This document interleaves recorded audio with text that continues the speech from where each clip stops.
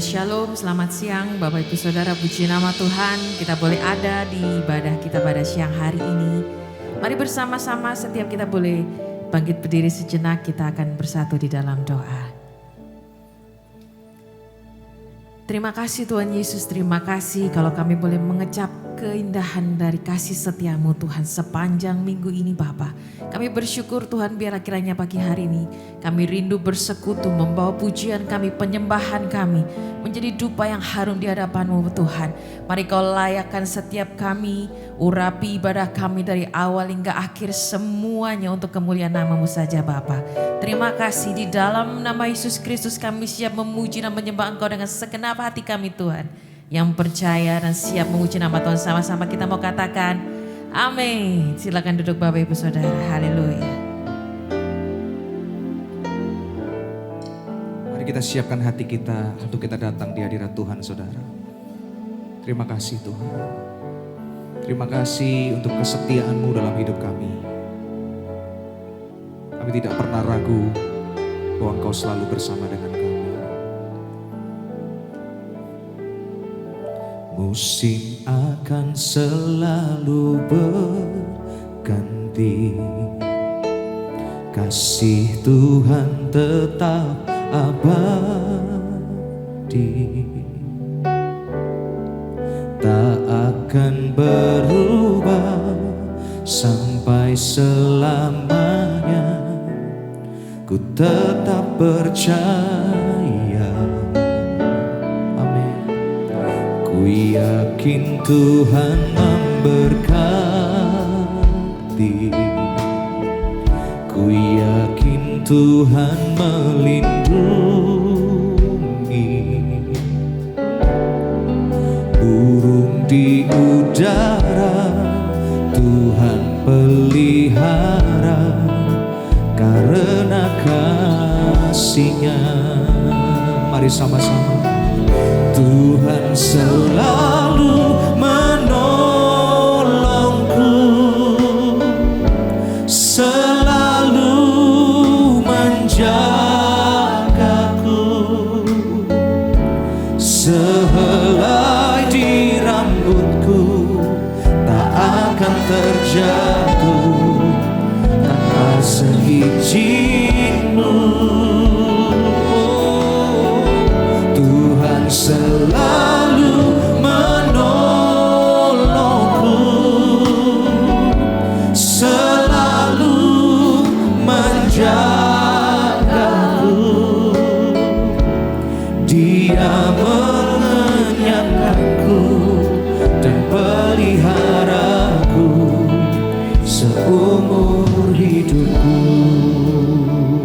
Mari sama-sama katakan.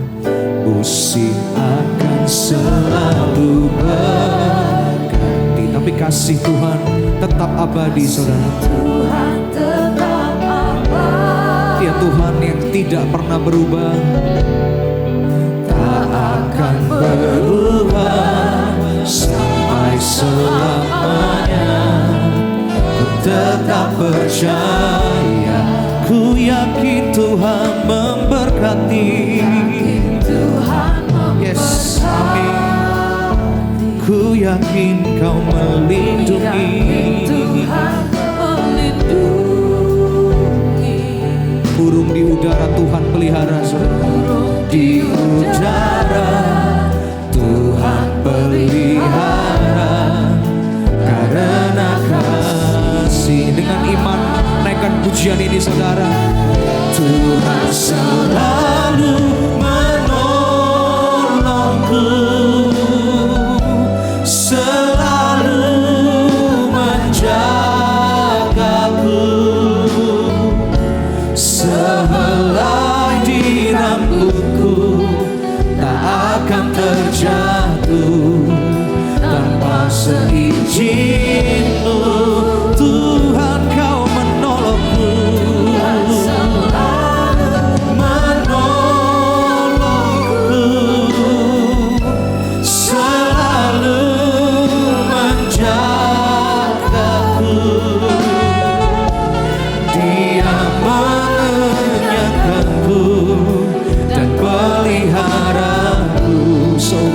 hidupku. Saya undang jemaat untuk bangkit berdiri sama-sama di hadapan Tuhan, saudara.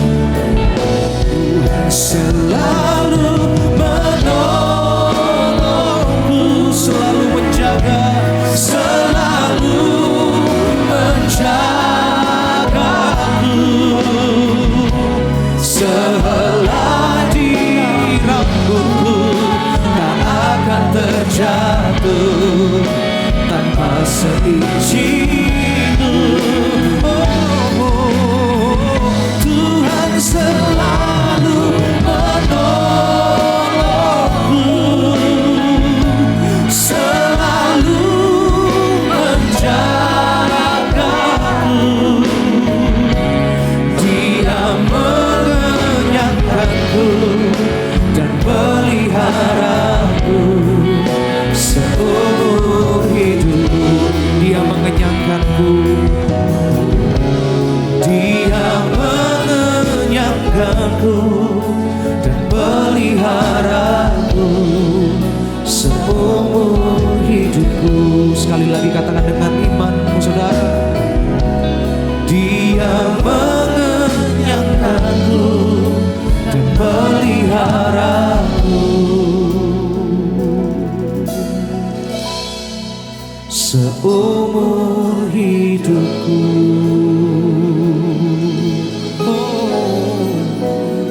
Seumur hidupku tak perlu kami takut, tak perlu kami khawatir Tuhan, sebab tangan-Mu selalu menolongku. Terima kasih Tuhan. Mari naikkan ucapan syukurmu, saudara. Naikkan suaramu bagi Tuhan. Terima kasih Tuhan. Terima kasih untuk kesetiaan-Mu, untuk penyertaan-Mu dalam hidup kami. Sungguh kami bersyukur.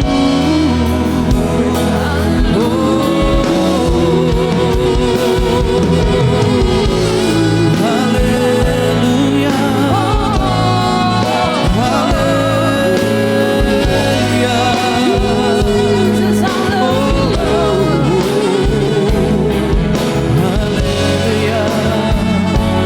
Terima kasih.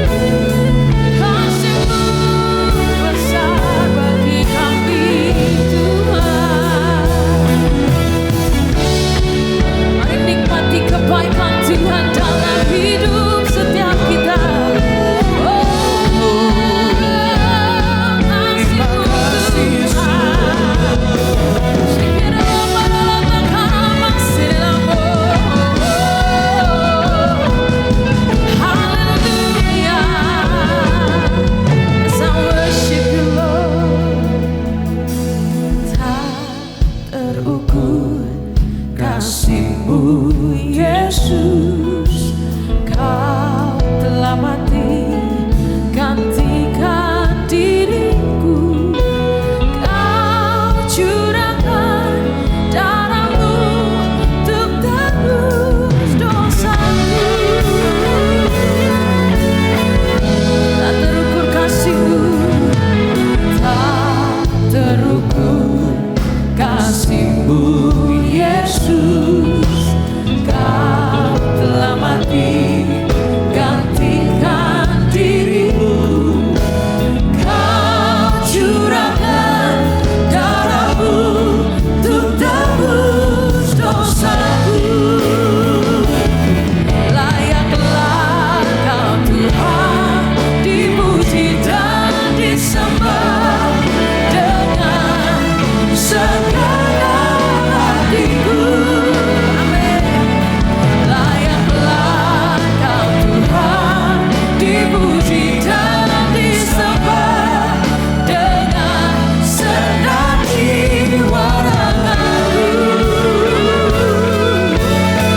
Kau layak disembah Tuhan. Haleluya. Mari katakan bersama-sama. Tak terukur kasih-Mu Yesus, Kau telah mati gantikan dirimu.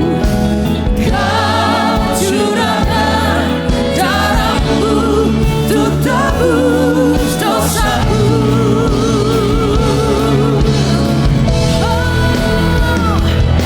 Layaklah Kau Tuhan dipuji dan disembah dengan segenap hatiku.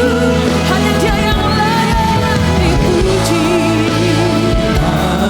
dipuji dan disembah dengan segenap jiwa raga. Mari angkat tanganmu tinggi dan katakan, layaklah Kau Tuhan dipuji dan disembah dengan segenap hatiku. Layaklah Kau Tuhan dipuji dan disembah dengan segenap jiwa ragaku. Mari bersama-sama berikan tepuk tangan sorak-sorai bagi Tuhan. Layaklah Kau Tuhan dipuji dan disembah dengan segenap hatiku. Layaklah Kau Tuhan dipuji dan disembah dengan segenap jiwa ragaku.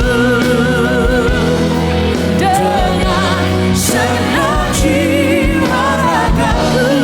Dengan segenap jiwa, segenap jiwa ragaku.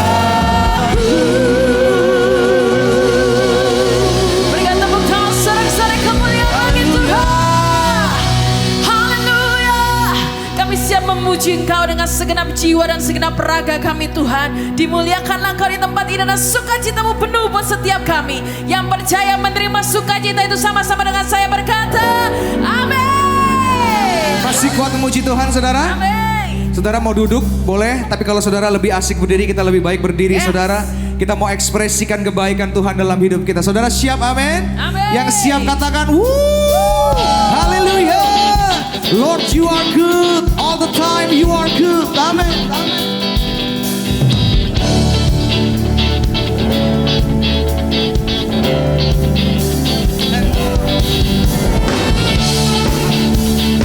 Tepuk tangannya yang kompak sama-sama, saudara. Come on.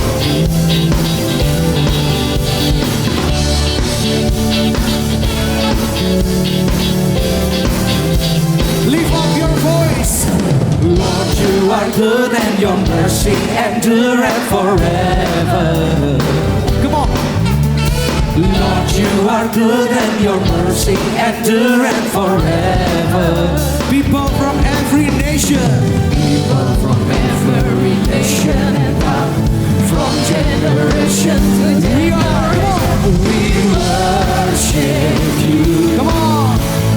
Hallelujah, hallelujah. We worship you for who you are. We worship you. We worship you. Hallelujah, hallelujah. We worship you for who you are. Come on.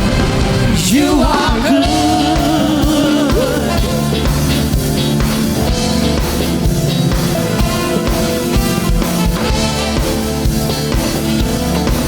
Lord, you are good. Come on.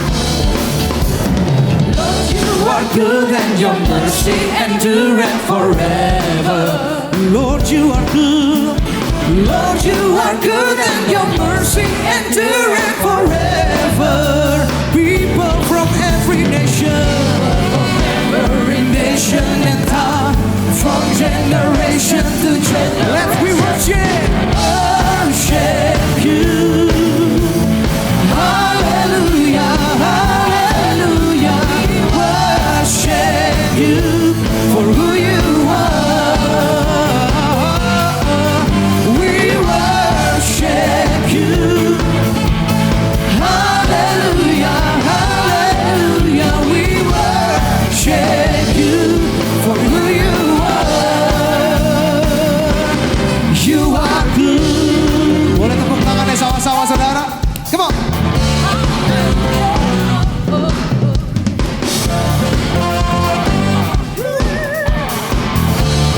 Sama-sama katakan. You are good all the time, all the time. You are good, you are good all the time, all the time. You are good, you are good, you are good all the time, all the time. You are good, you are good all the time, all the time. You are good.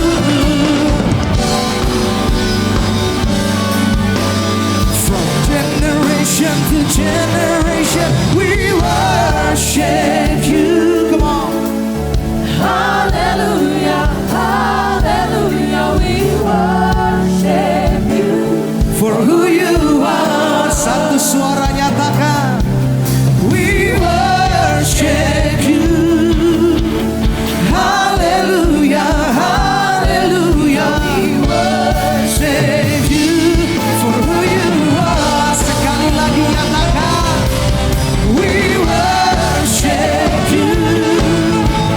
Hallelujah, hallelujah. Worship you for who you are, for who you are, for who you are, for who you are. You are good. Haleluya. Sorak-sorai bagi nama Tuhan saudara.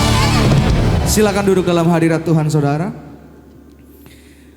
Ada sebuah lagu yang saya bersama dengan Bapak senior gembala kita, Bapak Fengki Maukar, yang saya ciptakan beberapa waktu yang lalu saudara.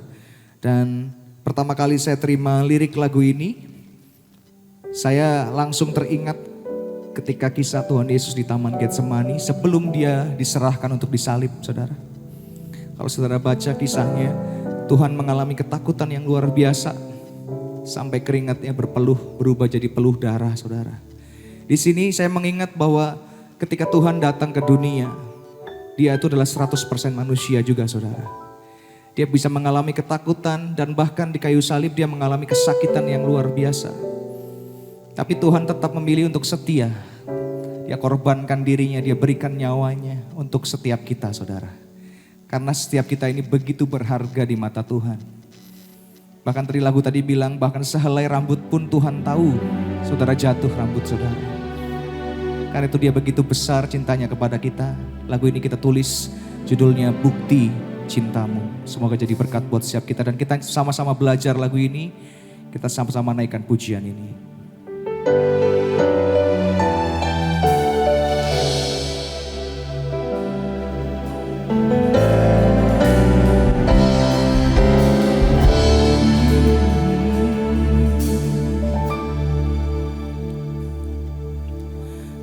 berjalan bergumul dalam sengsara,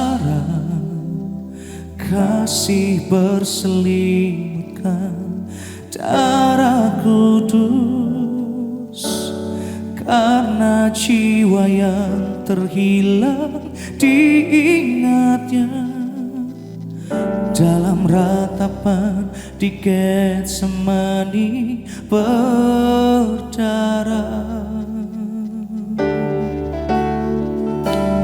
Besar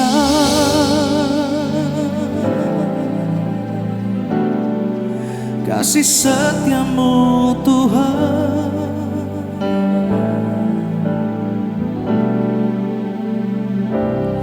mulia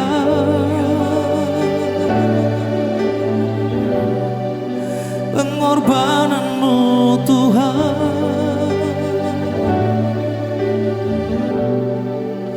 darahmu tercurah di Kalvari,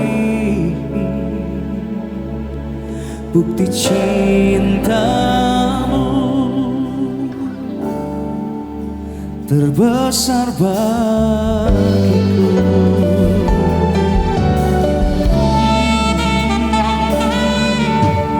Berjalan bergumul dalam sengsara, kasih berselimutkan darah kudus, karena jiwa yang terhilang diingatnya dalam ratapan di Getsemani berdarah.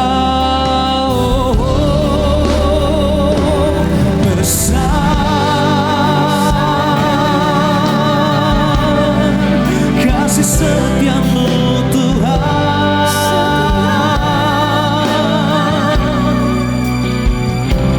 mulia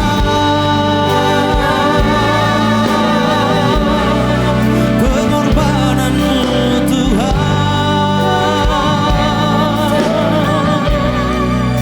darahmu tercurah di Kalvari, bukti cintamu besar, besar, kasih setiamu Tuhan, sungguh mulia, mulia pengorbananmu Tuhan.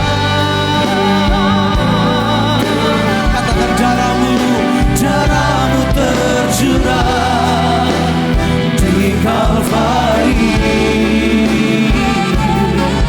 bukti cinta. Saya cuma untuk bangkit berdiri sama-sama katakan besar, besar, kasih setiamu Tuhan, sungguh mulia, mulia pengorbananmu Tuhan, darahmu tercurah di Kalvari, bukti cintamu terbesar bagiku.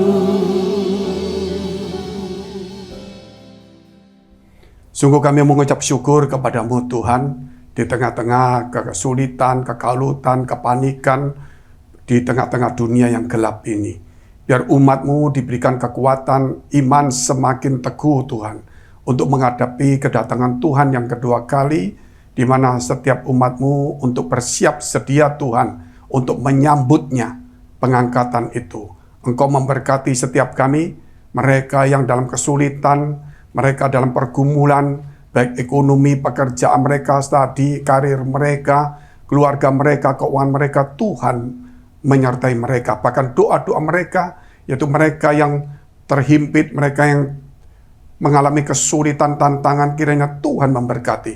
Bahkan mereka yang sakit, kami juga berdoa untuk anak kami, saudara kami Jason, Tuhan yang dari Batam, kiranya Tuhan juga menyertai memberkati semuanya dan keluarganya juga. Di dalam nama Tuhan Yesus, memberkati setiap gerejamu dimanapun mereka berada. Para hamba-hamba Tuhan, mereka, jemaat-jemaat mereka, Tuhan kiranya Engkau menjaga dan memelihara mereka.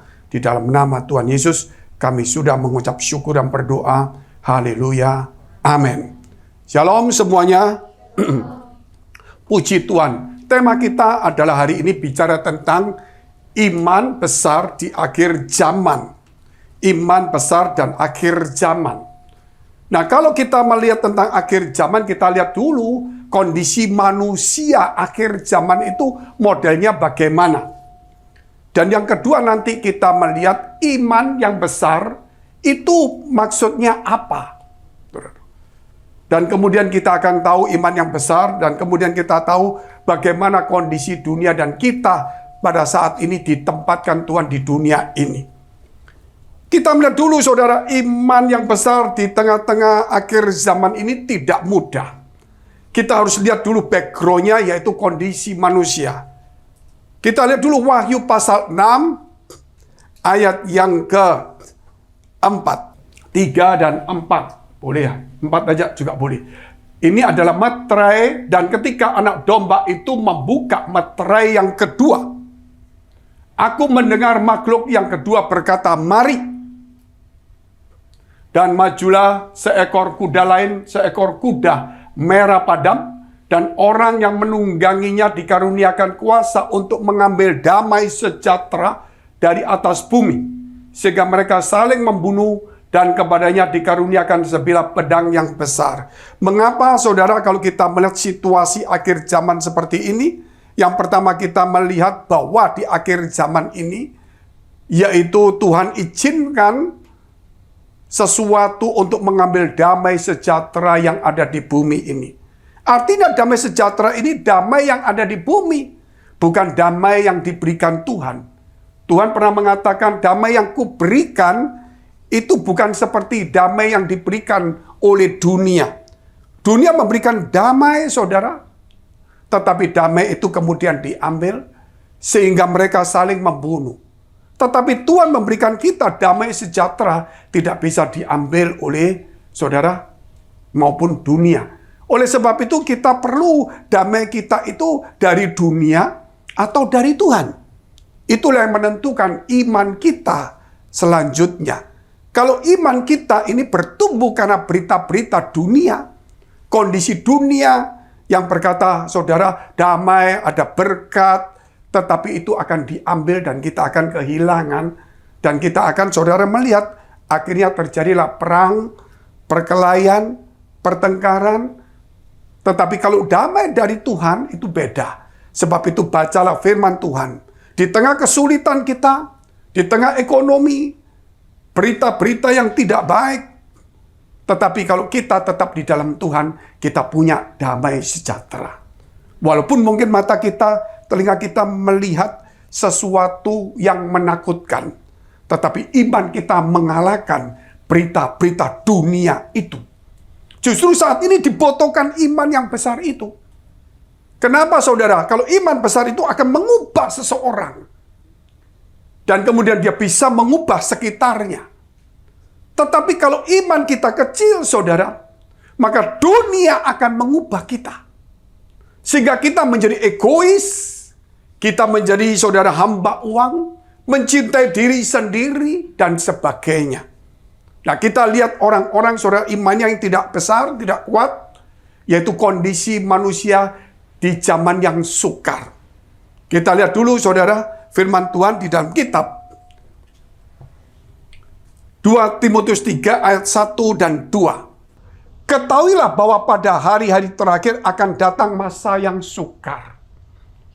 Masa yang sukar, jadi saudara kalau sekarang diberkati, ekonomi bagus, semuanya bagus, oke, memang kita akan bisa jadi lebih baik. Tetapi nanti kesukarannya tiba-tiba datang, kita akan kehilangan semuanya. Contoh-contoh mungkin saudara dapat pekerjaan yang bagus. Ekonomi lagi bagus, yang lalu ya. Bagus semua, kerjaan bagus, orang ditarik kerjaan, orang cari pegawai dengan gaji tinggi. Tiba-tiba COVID. Kita sudah nyicil, sudah beli rumah, angsuran, nggak bisa bayar. Karena mulai di-cut gajinya, mulai dikurangi jam kerjanya, bahkan mungkin perusahaannya tutup.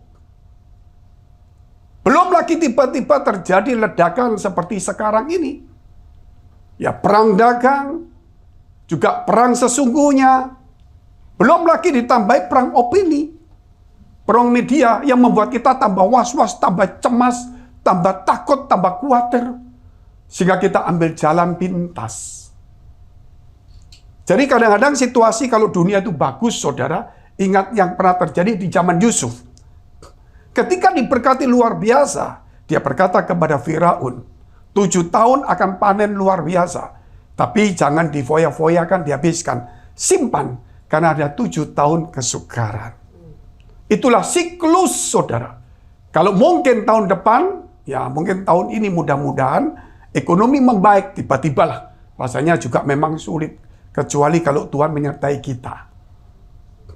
Kalau tahun depan tiba-tiba semuanya bagus. Semua jadi enak semua. Saudara, jangan gegabah.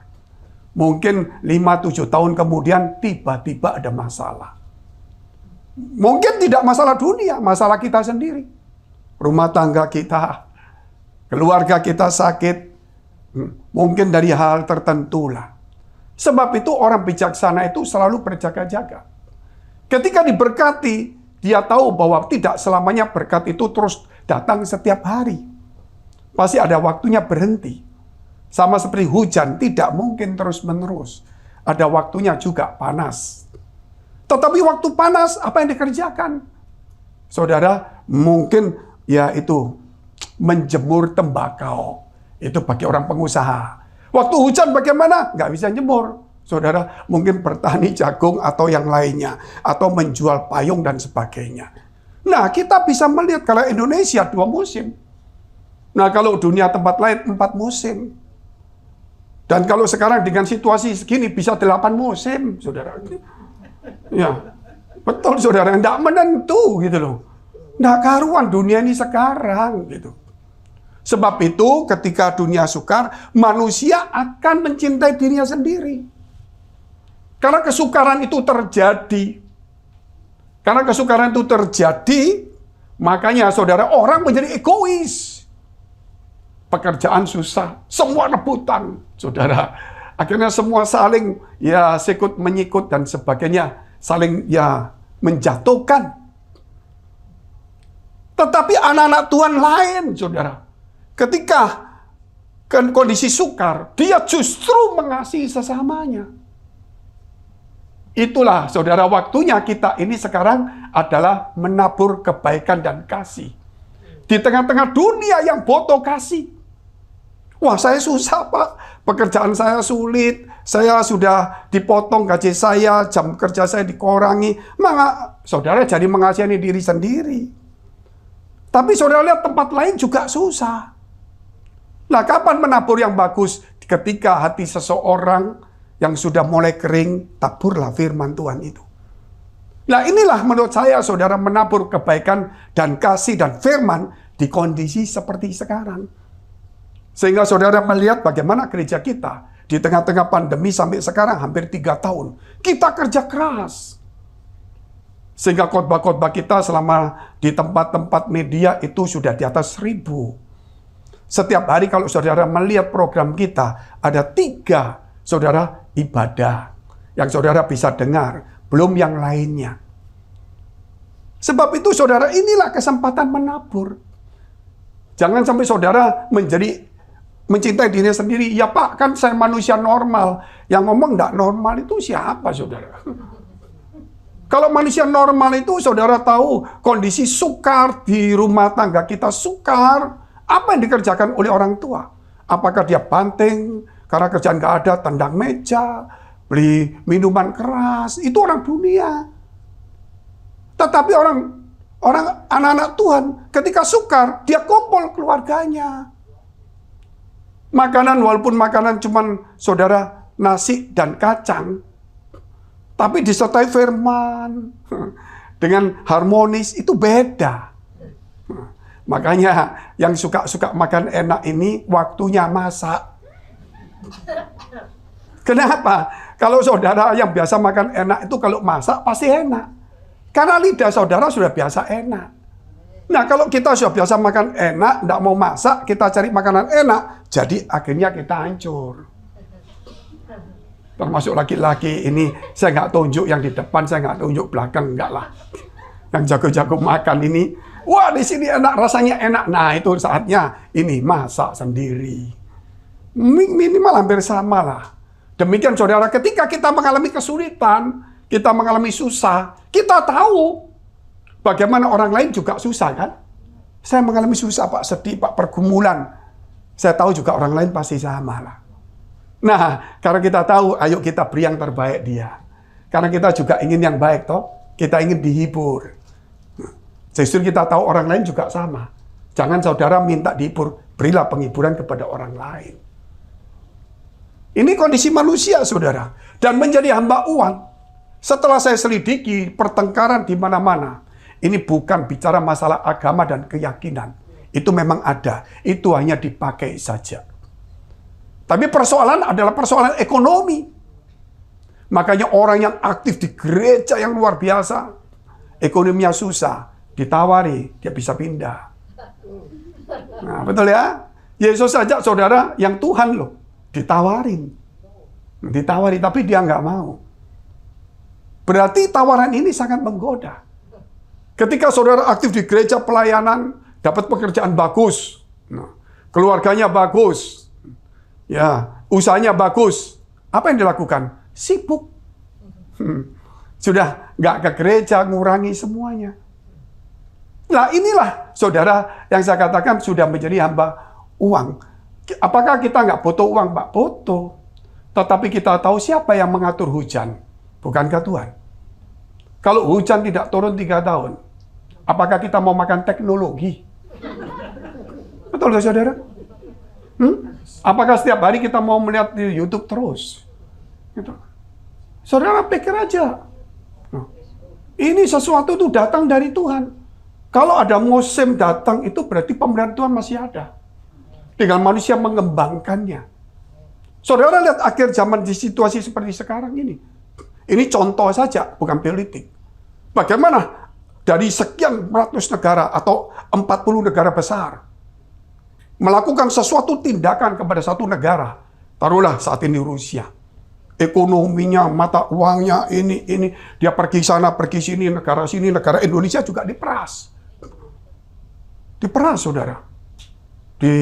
Dan sekarang saudara lihat Indonesia, 2-3 hari ini, ya sampai bulan depan ya mungkin, ya sampai minggu depan juga, ada demo-demo terus. Kenapa? Ya ini faktor politik. Ketika mulai ditekan nggak bisa, mulai saudara timbullah ya adu domba dan sebagainya. Ya ini yang terjadi Pakistan dan sebagainya. Tetapi saya nggak bicara itu. Sekarang saya bicara begini saudara. Ketika ditekan sini, memang dia goyang. Tetapi saudara melihat, yang neken sekarang yang goyang. Mata uangnya Rusia hari ini kembali normal seperti sebelum perang. Ini kan jadi bingung kita ini. Jadi inilah saudara sesuatu yang nggak bisa kita pikirkan. Akhirnya yang sulit adalah yang semua negara, termasuk kita yang ikut perang. Yaitu apa? Kesulitan, harganya naik semua. Minyak naik, saudara. Semua naik. Hanya cuma sayang, imannya belum naik. Harusnya kita mengimbangi dengan iman yang naik. Jangan melihat situasi yang naik terus. Tetapi cobalah lihat iman saudara apakah ikut naik. Kalau persoalannya begitu tinggi sekali, iman kita harus mengatasi persoalan itu. Amin. Ketika masalah itu besar, mata saudara jangan lihat masalah, tapi lihat Tuhanmu yang lebih besar. Itulah sebenarnya firman. Hari ini kita diizinkan untuk melihat, apakah kita melihat uang, melihat kondisi, ataukah kita melihat Tuhan. Ini perlu kita coba. Mereka akan membual dan menyombongkan diri. Mereka akan menjadi pemfitnah. Nah ini media. Perang opini. Kalau saudara lihat media terus akan terpengaruh. Saudara harus punya prinsip gitu loh. Seperti minggu lalu saya katakan, nanti di media tentang gereja ngomong A, ngomong B, Yesus A, Yesus B, dan sebagainya, Tritunggal ini itu. Saudara baca ngikuti lama-lama, saudara jadi bingung. Akhirnya saudara punya aliran sendiri, aliran bingung. Karena saudara nggak punya prinsip. Kalau gereja kita punya prinsip. Kembali ke ajaran Yesus, ke karakter Yesus, dan sebagainya. Itu prinsipnya. Ketika bingung, lari ke situ.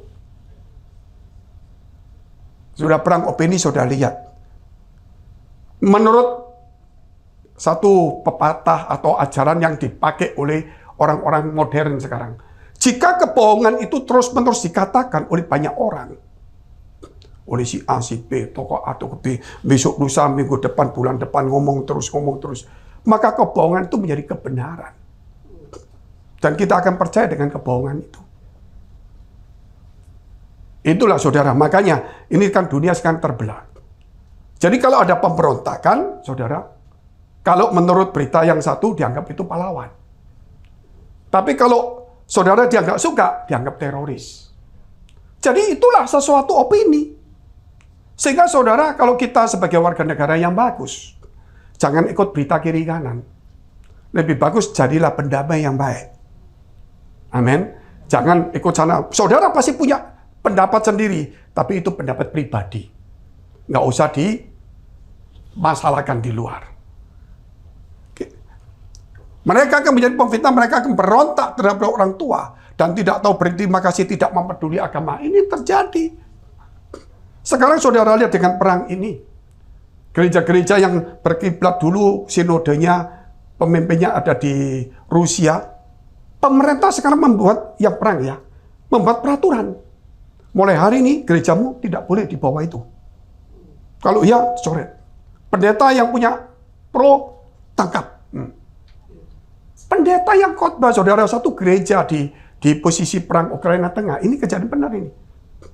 Tengah nih, saudara. Ketika dia khotbah, diberhentikan, ditangkap, diculik sama tentara setempat itu. Kenapa, saudara? Karena rakyatnya itu, karena jemaatnya itu pro kontra. Ada pro sini, akhirnya pendetanya ini diganti untuk pendeta lain yang bisa mendamaikan. Ketika didamaikan, yang nggak suka, akhirnya mulai memfitnah. Ini di gereja loh. Sehingga dia lapor ke pemerintah. Dan pendetanya ditangkap. Benar salah saya tidak bicara. Tetapi yang saya heran itu, mengapa sampai gereja seperti itu? Gitu loh, saudara. Kenapa sampai jemaat seperti itu? Walaupun nggak cocok. Dunia ini, saudara, banyak perbedaan. Bukan soal agama. Kita satu agama pun kalau kita beda suku bisa berantem. Beda kampung aja berantem, saudara. Ya, belum beda bangsa, belum beda yang lain-lain. Terlalu banyak perbedaan. Sehingga kita, saudara, kalau mau bicara perkelahian itu mudah. Oleh sebab itu, saudara, kalau kita bicara iman kita menghadapi situasi seperti ini, iman kita yang harus besar. Kita harus menjadi bijaksana, menjadi pendamai. Saudara. Kita harus bisalah, saudara, memberikan hal yang baik lah. Jangan terprovokasi. Nah, kita bicara iman besar. Apa yang iman besar itu? Setelah manusia akhir zaman seperti ini, kita tidak boleh seperti manusia akhir zaman ini. Kita harus punya iman yang besar. Apa yang contohnya, saudara, kita melihat bagaimana kisah dari seorang perwira di Kapernaum yang bukan notabene orang Israel, tapi orang biasa. Maksudnya orang di luar Israel, seorang perwira. Kita baca dulu ayatnya. Ketika Yesus masuk ke Kapernaum, datanglah seorang perwira mendapatkan dia dan memohon kepadanya. Tuan, hambaku terbaring di rumah karena sakit lumpuh dan ia sangat menderita. Yesus berkata kepadanya, aku akan datang menyembuhkannya. Yesus itu respon. Saudara punya masalah apa saja, datang Yesus kepada Tuhan. Tuhan itu respon. Bayangkan sampai dia mau datang loh, saudara. Ketika saudara berdoa, Tuhan tolong saya, apa saudara, Tuhan di surga dia harus pakai handphone gitu, saudara. Handphone yang canggih, yang belum pernah ada gitu. Ya, oke. Kita mau, video call, jangan dulu deh. Kita ngomong dulu aja. Enggak. Dia datang kepada kita. Karena dia tinggal di tengah-tengah hidup kita. Tetapi persoalannya saudara, ketika saudara berdoa, saya berdoa di rumah saya, saudara berdoa di situ, Yesus datang loh saudara. Gak mudah. Di tempat di mana saudara mungkin gak nyaman. Mungkin saudara sedang ada di satu tempat yang mungkin buruk dan kotor dan berbau. Mungkin karena pekerjaan atau karena sakit. Yesus tetap datang di tempat itu. Kenapa dia bisa datang? Karena dosa yang paling kotor sekalipun dia mau tebus. Apalagi hanya cuma masalah hal-hal duniawi yang kotor. Sebab itu saudara datanglah kepada Tuhan. Bukan kepada manusia. Percayalah kepada Tuhan. Makanya iman yang besar. Apa yang kata perwira itu? Lihat saudara. Yesus ngomong, aku datang. Tapi perwira itu setelah memohon, Tuhan tolong. Aku datang. Saudara mungkin berdoa, Tuhan tolong. Aku tolong. Selesai, sudah tunggu aja. Tolong enggak? Kalau nggak tolong berapa lama? Kalau berapa lama nanti? Nah, ini sikap kita. Tapi sikap perwira ini berbeda. Ya, tetapi jawab perwira itu kepadanya. Tuhan, aku tidak layak menerima Tuhan di dalam rumahku. Pada rumahnya mewah. Itu perwira. Katakan saja sepatah kata, maka hambaku itu akan sembuh. Jadi ketika saudara berdoa, Tuhan, tolong aku tolong. Saudara jangan diam.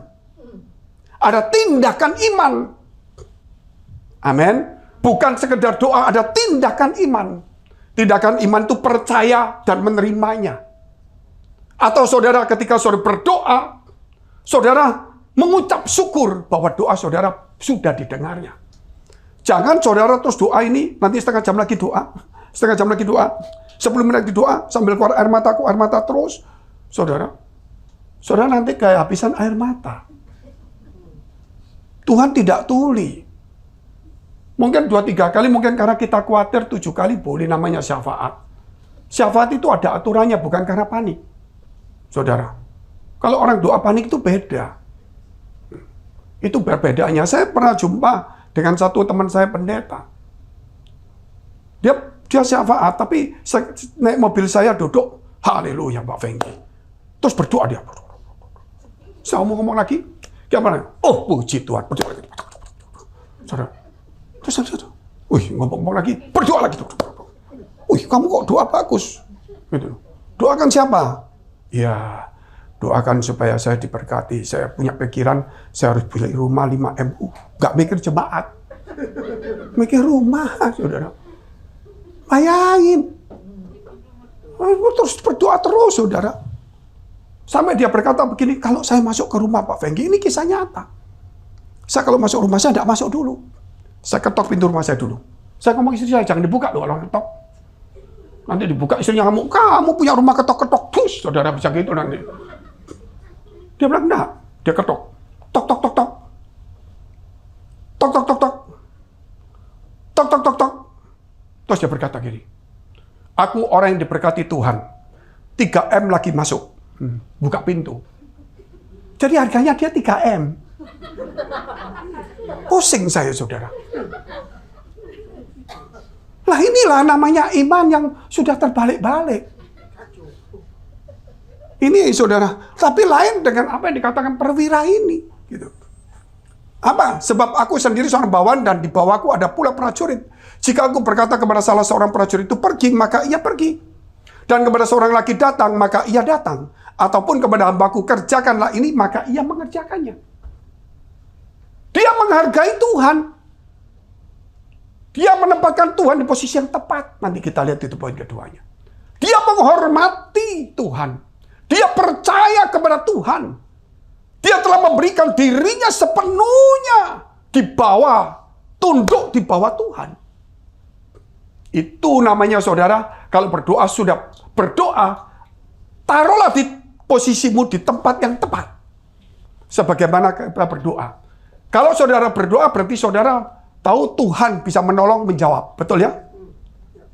Makanya kan saudara berdoa, punya keyakinan. Nah inilah saudara harus bangun ketika saudara setelah berdoa.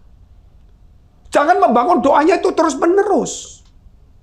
Setelah saya berdoa, saya membangun hubungan itu. Membangun apa yang saya percaya itu menjadi lebih kuat. Banyak orang berdoa, saudara, teorinya akhirnya bukan memperkuat dirinya untuk percaya, saudara, kepada Tuhan, tapi saudara merongrong Tuhan. Ini posisi yang benar-benar saudara kita harus berubah. Karena dulu kita di gereja diajari kalau nggak dikasih Tuhan, doa terus, doa terus, doa terus. Sampai Tuhan kepusingan. Karena Tuhan juga pernah memberikan satu perumpamaan. Seorang hakim yang lalim. Janda itu minta tolong, nggak ditolong. Tetapi karena terus-menerus datang, maka ditolonglah. Terus Tuhan mengajari, supaya doa itu tekun. Bukan merongrong, tekun. Tetapi itu diambil. Banyak orang sekarang merongrong di dalam doanya. Ini posisi yang salah. Merongrong itu saudara seakan-akan saudara dia minta tolong Tuhan tapi dia nggak percaya kalau doanya dijawab. Kalau dia ngomongnya sampai 100 kali baru dijawab. Atau 1000 kali baru dijawab. Salah itu. Saudara, itu doa syafaat, doa tekun itu berbeda. Tekun setelah kita berdoa kalau nggak dapat, saudara percaya bahwa doa saudara akan didengar. Saudara mesti tenang. Maka kalau saudara takut doa lagi, gitu saudara. Dan saudara mesti menunggu waktunya. Ada yang 1 bulan, ada yang 3 tahun, ada yang 15 tahun. Kalau Abraham nunggunya 29 tahun. Apakah 29 tahun itu kalau 1 tahun 360 hari kali 30 tahun, ya toh? Itu sama dengan gereja kita. Berarti berapa itu? Kali aja. Bagi 3.600, betul ya? 3.650. Ya kali kalau 30 tahun kali 3 aja. Berarti dia doanya 10.000 lebih. Rudal yang dikirim ke surga itu 10.000 lebih. Catatannya penuh semua. Mintanya sama. Masa kita nggak minta yang lain, minta anak kita, saudara kita, gereja kita, jemaat kita, orang kita, saudara. Kita kan harus bagi-bagi juga. Apa kata Yesus setelah perwira itu berdoa? Jadi jangan hanya berdoa, tapi saudara harus memperbaiki sikap kita. Setelah Yesus mendengar hal itu, heranlah ia dan berkata kepada mereka yang mengikutinya, "Aku berkata kepadamu, sesungguhnya iman sebesar ini tidak pernah aku jumpai pada seorang pun di antara orang Israel." Orang Israel itu orang yang luar biasa ibadat. Tapi perwira ini bukan orang yang beribadat. Kalah jauh dengan orang Farisi dan sebagainya. Tetapi sederhana saja dia. Dia minta tolong, Tuhan bilang, "Aku datang." Tuhan, nggak usah datang, aku percaya. Katakan sepatah kata. Saudara kita juga sama. Ketika kita berdoa, Tuhan tolong. Setelah amin, aku yakin Tuhan pasti menolong. Sehingga aku harus belajar tenang, mengucap syukur, tekun, menanti janji Tuhan. Amin. Tepuk tangan dulu untuk Tuhan. Jangan ada kekhawatiran lagi. Dengan bimbang, saudara kelihatannya berdoanya 10 kali, tapi itu bimbang. Orang bimbang, saudara tidak akan mendapatkan apa-apa. Lupa, saya 50 kali berdoa. 50 itu tekun, atau syafaat, atau panik. Bisa-bisa karena bimbang. Saudara harus introspeksi diri loh. Jangan saudara cuma bilang, loh aku 100 kali doa. Tuhan nggak dengar, terus mau apa? Seakan-akan nyalakan Tuhan. Saudara tidak menempatkan Tuhan di posisi yang tepat. Kita lihat yang kedua, saudara. Yaitu, poin yang kedua kita lihat, menempatkan Tuhan di posisi yang tepat. Kalau tadi saya katakan iman yang besar, tempatkan dirimu di tempat yang tepat sesuai dengan doamu. Amin. Iman yang besar adalah menempatkan Tuhan di posisi yang tepat. Jangan di posisi seperti manusia. Ya. Kalau nggak didatangi terus, saudara. Kalau nggak dibaiki, apalagi Tuhan, aku berdoa nggak dijawab. Besok tak berikan apel pendetaku. Gitu. Nah, saudara, nyogok Tuhan melalui pendetanya kasih apel, mungkin dikasih apa. Saudara memberi nggak masalah, itu baik. Tetapi jangan saudara untuk menyogok Tuhan. Amin. Saudara juga boleh, aku supaya doaku dijawab, aku besok tak ngasih persembahan di gereja besar. Pendetanya seneng, saudara. Doanya pendeta yang terjawab, doa saudara belum terjawab. Ya, karena kepanikan saudara, padahal saudara kan memberi itu supaya doa saudara terjawab kan? Betul ya? Tetapi ketika saudara panik supaya doa terjawab, saudara tanpa sadar melakukan itu, memberi supaya doanya pendeta itu yang terjawab. Jadi janganlah panik. Saya mengajar ini supaya saudara dewasa. Karena gereja kita ini saudara tidak bicara soal kebutuhan uang itu. Kita tahu Tuhan selalu cukupkan kita. Makanya saya ingin supaya saudara itu dewasa di akhir zaman ini. Betul-betul menempatkan Tuhan di posisi yang tepat. Kita lihat dulu firman Tuhan. Ya, Ibrani. Ini ada hal yang baru saya mau ceritakan kepada saudara. Ibrani pasal 11 ini bicara tentang tokoh atau pahlawan iman. Kalau saudara mau belajar iman, apa itu iman dan sebagainya, tokoh-tokohnya itu di Ibrani pasal 11. Tapi kebanyakan saudara kita lihatnya itu di ayat-ayat yang menengah ke atas. Yang tembok Yeriko runtuh lah, saudara. Tetapi saudara lupa dengan yang di ayat di depan. Padahal ayat di depan itu adalah posisi dasar kita. Apa dasarnya? Iman adalah dasar dari segala sesuatu yang kita harapkan. Jadi yang kita harapkan yang belum terjadi, itu dasarnya ada. Jadi kalau saudara sudah punya iman, yakin.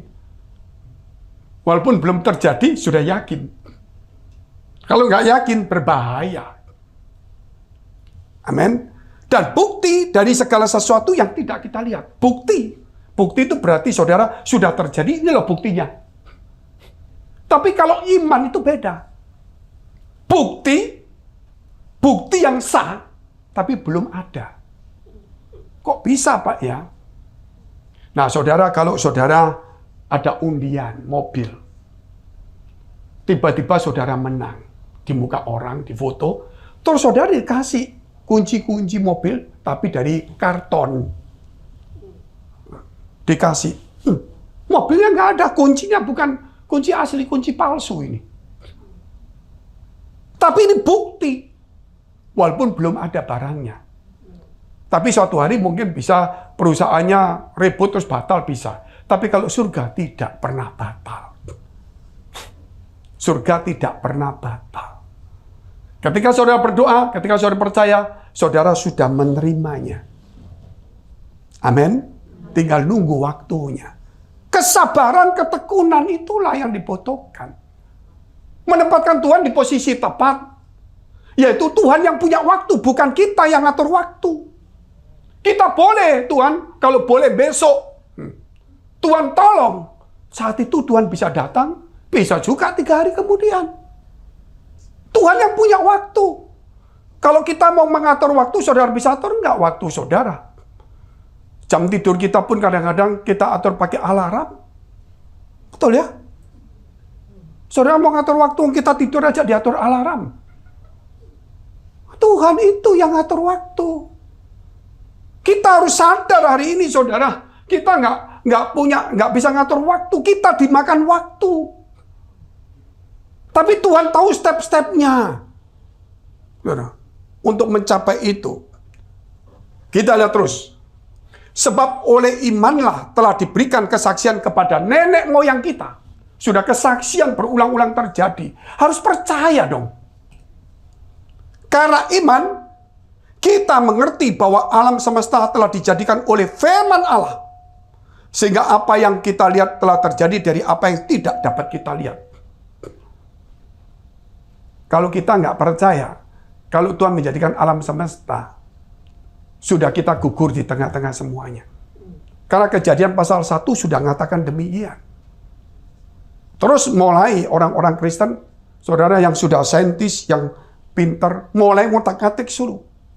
Dari mana bumi ini? Dari mana ini? Dari mana itu? Boleh pengetahuan. Tapi pengetahuan itu saudara terbatas. Firman Tuhan berkata pengetahuan itu terbatas. Kenapa terbatas? Coba, saudara lihat handphone. Saudara lihat semuanya. Nggak ada langsung handphone itu saudara tipenya 10. Mesti tipe 1 dulu. Kameranya mungkin 1 piksel dulu. Jadi kalau foto mesti jarak 1 meter. Kalau dikirim pecah. Besok muncul lagi 3 piksel. 7 piksel. Lusa lagi, yang belakang, saudara, yang untuk selfie 1. Saudara. Jadi supaya mukanya enggak bisa jauh-jauh. Lama-lama beda terus. Betul kan? Loh berarti pengetahuan maju. Nah, karena maju, sampai di mana hasilnya? Tidak tahu kan? Berarti tidak tahu sampai kapan. Berarti saudara sangat terbatas. Kalau dia langsung sekali ngomong jadi dan sempurna, itulah bagus. Tidak tahu terusnya. Ketika dia mau menyelidiki penyakit ini selesai, penyakit lain muncul. Betul saudaranya? Dulu kita nggak tahu loh ada penyakit kanker zaman dulu. Mungkin ada, tapi saudara, nggak seperti sekarang ini. Sekarang itu begitu banyak sekali. Mungkin dulu ngomong saudara ada, mungkin. Tetapi nggak seperti sekarang. Seakan-akan pengetahuan maju, ada hal yang belum terungkap kembali. Maju, belum terungkap kembali. Nah, kita harus percaya bahwa segala sesuatu itu Tuhan yang jadikan. Amin. Supaya selesai, nggak pusing kita. Karena iman, lihat saudara, setelah kita percaya, setelah dasar, iman ya, terus kita harus percaya alam semesta ini. Tuhan yang menjadikan. Kalau ini, 2 ini nggak ada. Kalau saudara percaya, tapi saudara nggak yakin, sudah gugur. Saudara percaya, tapi nggak percaya, Kejadian pasal 1, habis. Karena sekarang sudah ada pelajaran di Jakarta. Dari para orang-orang besar, termasuk orang-orang kaya konglomerat, tidak semua. Kumpulkan uang. Dia mulai berkata apa? Yang kita percaya hanya Matius, Markus, Lukas, Yohanes. Perjanjian lama sama yang kisah Rasul terbelakang itu banyak salah dan sesat. Sudah mulai bingung. Itu salah. Mereka boleh fokus di situ, tetapi mereka itu tidak boleh ngomong salah loh. Saudara. Kalau ngomong tidak berguna, berarti dia tidak pernah melihat kenaikan Yesus dan janji Yesus turun. Dan tidak pernah melihat Pentakosta. Betul saudara? Itu ada di kisah Rasul. Jadi kalau saudara nggak percaya itu, berarti saudara nggak lihat Yesus naik. Nggak melihat janjinya dia turun. Dan nggak pernah terjadi namanya Pentakosta. Padahal Yesus yang ngomongkan itu. Nah kalau saudara nggak percaya juga, saudara, berarti saudara nggak percaya kalau dunia ini dijadikan oleh Allah. Nggak punya dasar kita. Ini sudah ada. Mungkin bentuknya sudah banyak perdebatan antar pendeta. Dan sebagian pendeta mulai ikut pandangan mereka. Karena duit. Sewanya mahal, nggak kuat. Ya kompromi sedikit supaya demi sewa. Kalau kita saudara mau di mana saja, kebenaran akan memerdekakan kita. Titik. Coba lihat ini. Karena iman, Habel telah mempersembahkan kepada Allah korban yang lebih baik daripada korban Kain. Dengan jalan itu ia mempersembahkan kesaksian kepadanya bahwa ia benar. Karena Allah berkenan dan akan persembahannya itu, dan karena iman ia masih berbicara sesudah ia mati. Jadi ini bukan bicara lagi yang lain. Mempersembahkan hidup, saudara. Karena persembahannya Kain dan Habel itu sama-sama yang terbaik.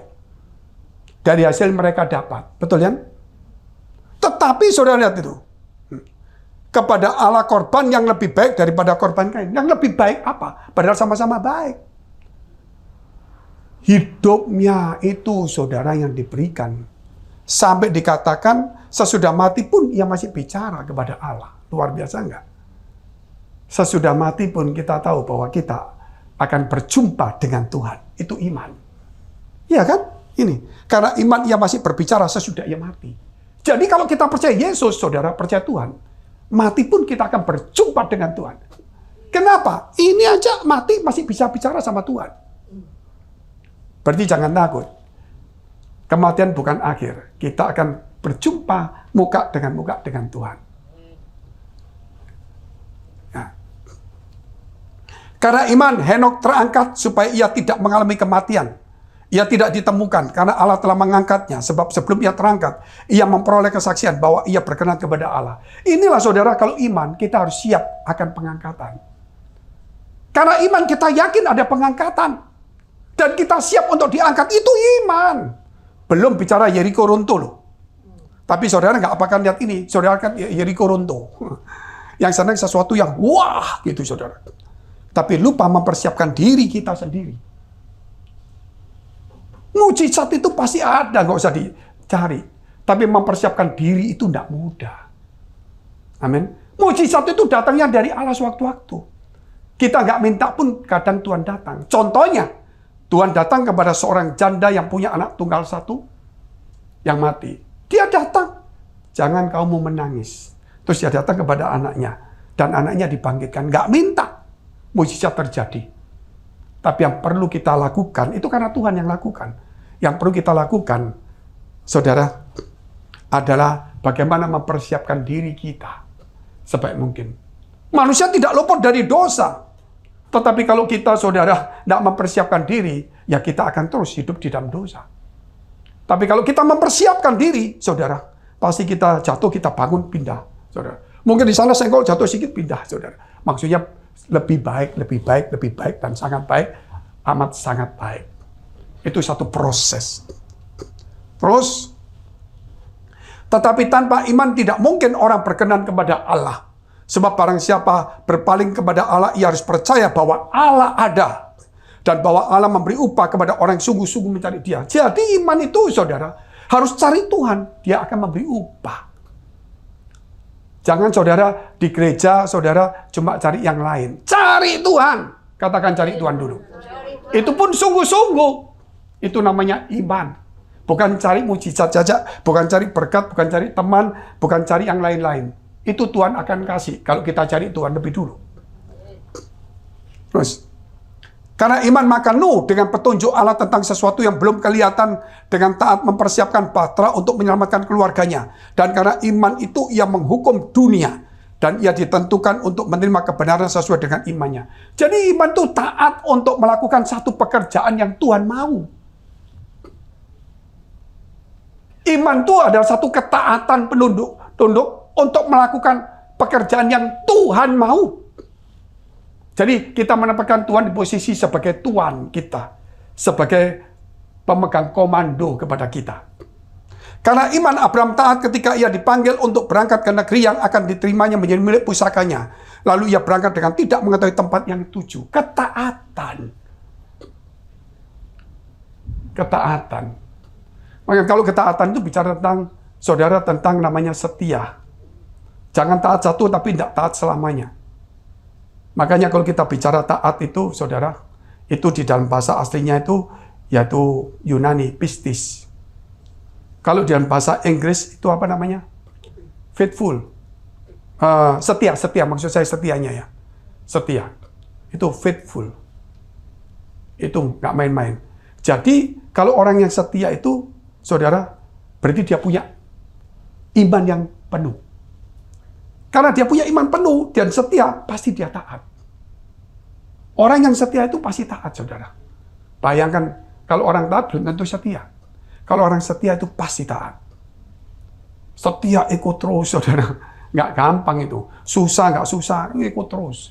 Tapi kalau orang taat itu, ya mungkin gara-gara Mr. Chen. Mr. Chen tahu, saudara tahu? Ya itu uang lah. Chen itu uang. Sekarang kan ada perang dagang Amerika sama Tiongkok. Nah sekarang saya ambil Misternya Amerika, Chen-nya Tiongkok. Jadi Mr. Chen. Nah kita lihat yang ketiga, yang terakhir adalah membawa damai. Kasihlah orang di sekitarmu, kasihilah orang sekitarmu. Karena dunia sudah tidak ada damai. Orang yang beriman selalu membawa damai kemanapun juga. Menjadi juru damai. Saudara, saya punya pandangan seperti gini. Kalau ada orang berkelahi nih, saudara, di mana ini? Di mana-mana lah. Indonesia sekarang banyak berkelahi. Maka polisi datang untuk menengahi. Ditengahi. Nah, kalau kita ada pertengkaran, tetangga kita berantem nih, satu dengan satu nih. Terus kita datang, oh itu benar, kamu salah, saya kasih kamu panah aja. Gitu. Oh ya kamu ada, sikat aja, sikat. Saudara, ini tidak memberi damai. Jadi kalau saudara ingin membawa damai itu, saudara, apa yang Yesus lakukan? Dia tidak memberi sesuatu senjata kepada orang lain. Dia tidak memberi sesuatu dorongan untuk orang lain untuk melawan. Tetapi dia memberikan dirinya sebagai korban. Itulah pendamai. Itu berantem tuh, si A sama si B pengusaha. Saya damaikan sudah, saya kamu kasih duit lah. Dia tambah berantem lagi karena bersaing. Nah, kita harus mau di tengah-tengahnya, saudara. Nah, pasti kita akan, ya kiri kanan kita kena. Sebab itu seorang pendamai itu tidak ada di dunia ini pendamai yang benar. Hanya Yesus Kristus. Ketika dia mendamaikan surga dengan bumi. Ini yang perang ini kan cuma 40 negara ya yang dukung sama satu. Nah ini seluruh dunia, saudara. Perang sama surga. Yesus mendamaikan. Siapa yang bisa mendamaikan Bapak dengan dunia? Bapak yang habis semua dunia ini. Mau saudara mau pakai nuklir nembak ke surga. Balik turun lagi ke negaramu saudara. Mau tembak lagi turun lagi saudara.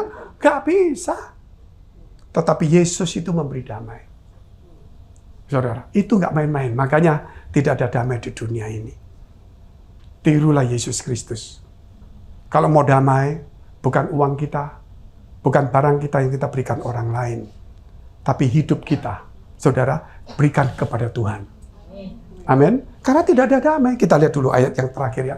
1 Tesalonika 5 ayat 1. Tetapi tentang zaman dan masa, saudara-saudara, tidak perlu dituliskan kepadamu.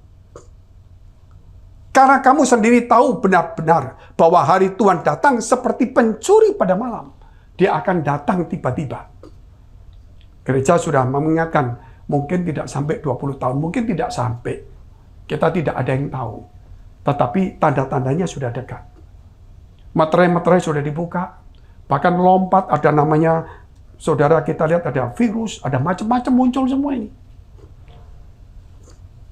Apabila mereka mengatakan semuanya damai dan aman, maka tiba-tiba mereka ditimpa oleh kebinasaan. Seperti seorang perempuan yang hamil ditimpa oleh sakit bersalin, mereka pasti tidak akan luput. Mungkin saudara akan lihat suatu hari damai ini. Tiongkok sama Amerika, Rusia sama mana-mana damai semua. Wah, pesta. Saudara, tiba-tiba Tuhan datang, persoalan baru lagi. Gitu loh. Jadi jangan melihat soal damainya itu. Tetapi apakah kita ini mempersiapkan diri kita sebaik mungkin dengan Tuhan? Kita ingin dunia ini damai, kita ingin keluarga kita damai. Tetapi kita tahu bahwa kita harus mempersiapkan diri. Kalau kita mempersiapkan diri, berarti kita harus bisa mengasihi orang di sekitar kita. Amin. Itu yang kita bisa bawa ke surga. Kalau kita mau mempersiapkan diri, bukan pakai baju putih, baca firman terus, saudara, pakai salib, puasa terus sampai kurus, seperti saya, bahkan lebih kurus. Kenapa? Kalau pengangkatan ringan, Pak, diangkat. Tidak ada. Kalau saudara mempersiapkan diri, saudara, kasihlah orang di sekitar saudara. Kalau engkau tidak bisa mengasihi orang tuamu, kalau engkau tidak bisa mengasihi saudaramu, kalau engkau tidak bisa mengasihi suami istrimu, dan sebagainya. Kalau engkau tidak bisa mengasihi orang sekitarmu, termasuk hamba, pegawaimu, pembantumu. Loh kenapa Pak ngomong gitu? Perwira itu datang hanya karena hambanya saja yang sakit. Berarti ada mengasihi dong. Iman yang besar seperti apa? Ya, orang yang menghargai Tuhan dan menghargai sesamanya. Itulah saudara, kasihlah orang di sekitar kita. Mulailah untuk mengasihi. Orang di gereja kita, jangan bilang, Pak, saya kasihan sana, Pak. Tapi rumah tangga gak diurus. Kalau memang itu visi, oke. Mungkin ada masalah rumah tangga. Tapi jangan sok, saudara, mengasihi yang orang lain, tapi kita nggak mengasihi. Wah, kita tahu, Pak, ini perang, kasihan, Pak. Saudara mungkin pro sini, saudara mau bantu. Bantu sana. Tengah-tengah saudaramu yang lapar aja gak kamu bantu. Ini harus dipikirkan, saudara. Makanya banyak orang berkata munafik kita ini. Karena apa yang kita lihat, saudara, kita nggak bisa mengasihi. Bagaimana kita mengasihi yang tidak kita lihat, Tuhan kita. Belajarlah, saudara, untuk melihat apa yang di sekitar kita. Saudara, saya mau untuk Tuhan, pekerjaan Tuhan. Di gereja ini sudah kelihatan ada pekerjaan. Kerjakan dengan baik. Amin.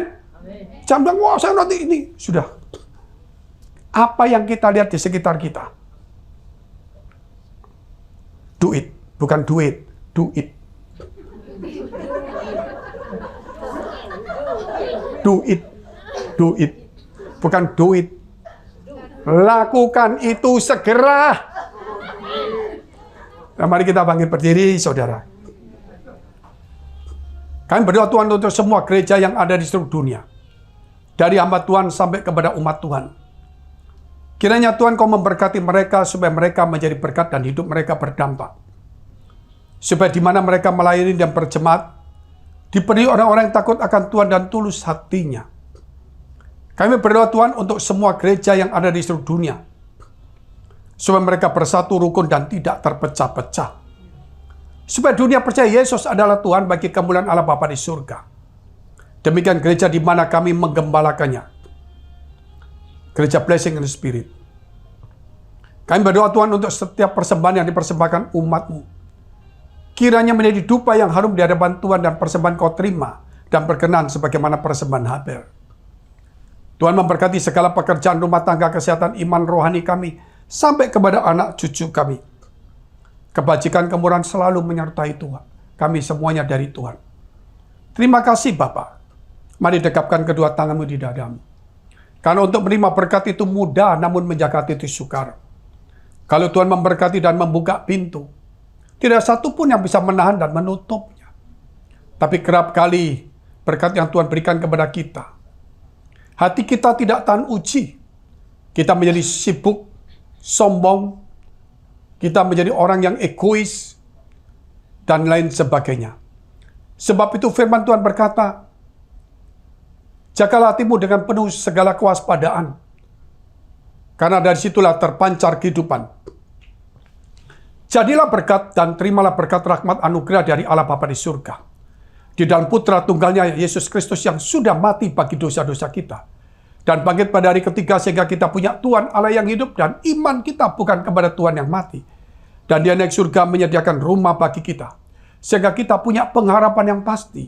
Dan Dia akan datang kedua kali menjemput gereja jemaat dan umatnya. Yang berjaga-jaga kudus, dewasa dan bijaksana serta menghakimi dunia. Di dalam persekutuan dengan Roh Kudus membuat hati kita berkobar-kobar. Roh kita menyala-nyala. Sehingga kita senantiasa di dalam kasih semula kepada Tuhan. Roh Kudus menghibur, menguatkan, memelihara, menginsyafkan. Memimpin kepada kita, kepada kebenaran dan kekudusan. Dan membuat kita menjadi saksi Kristus mulai hari ini sampai selama-lamanya. Mari kita akhiri doa yang diajarkan Tuhan Yesus kepada kita. Bapa kami yang ada di surga, dikuduskanlah namamu. Datanglah kerajaan-Mu. Jadilah kehendak-Mu di bumi seperti di surga. Berikanlah kami pada hari ini makanan kami yang secukupnya. Dan ampunilah kami akan kesalahan kami. Seperti kami juga mengampuni orang bersalah pada kami. Dan janganlah membawa kami ke dalam pencobaan. Tetapi lepaskanlah kami daripada yang jahat. Karena Engkau yang punya kerajaan dan kuasa dan kemuliaan sampai selama-lamanya. Amin. Shalom, God bless. Silakan duduk. Tuhan Yesus memberkati.